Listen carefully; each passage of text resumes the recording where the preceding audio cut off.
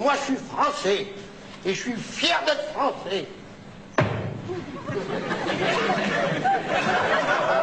Mon nom, à moi, je m'appelle Kulak Yarstensky, du côté de ma mère, et Piazzano Venditti, du côté d'un copain à mon père. J'aime pas les étrangers. Ils viennent manger le pain des Français. Dans le village où j'habite, on a un étranger. Quand on le voit passer, on dit tiens, ça, là, ça, c'est l'étranger. Comme un objet. On n'a pas de respect.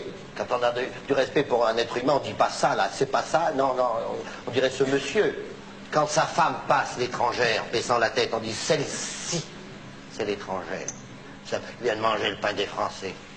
L'autre dimanche, à la messe de 10 heures, j'avais été communié au café d'en face. L'étranger a voulu me parler. Moi, j'avais autre chose à faire, j'avais mon tiercé à faire. Mais enfin, moi, je suis douanier. Je suis pas un imbécile. Enfin, du haut de ma grandeur, étant fonctionnaire, j'ai daigné l'écouter, cet imbécile. Il est étranger, forcément. Il m'a dit, mais ne pensez-vous pas que vous êtes ridicule, à notre époque, de ne pas aimer les étrangers? Réfléchissez, quand un chirurgien du Cap va opérer un cœur humain, que ce soit à Pékin, Stockholm, Moscou ou Washington, il s'y prend de la même manière. Nous sommes tous égaux. J'ai rien compris à ce qu'il a voulu dire. J'en ai conclu qu'il était bête. En effet, lorsque quelqu'un s'exprime et que l'on ne comprend pas ce qu'il dit, c'est qu'il est bête. Et moi, je peux pas être bête. Je suis douanier. J'aime pas les étrangers. Ils viennent manger le pain des Français. Il m'a répondu, j'en ai ras-le-bol, moi.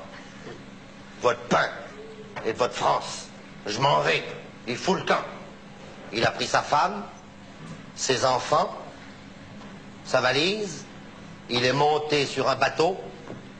Il est parti loin au-delà des mers. Et depuis ce jour-là, dans notre village, nous ne mangeons plus de pain. Il était boulanger.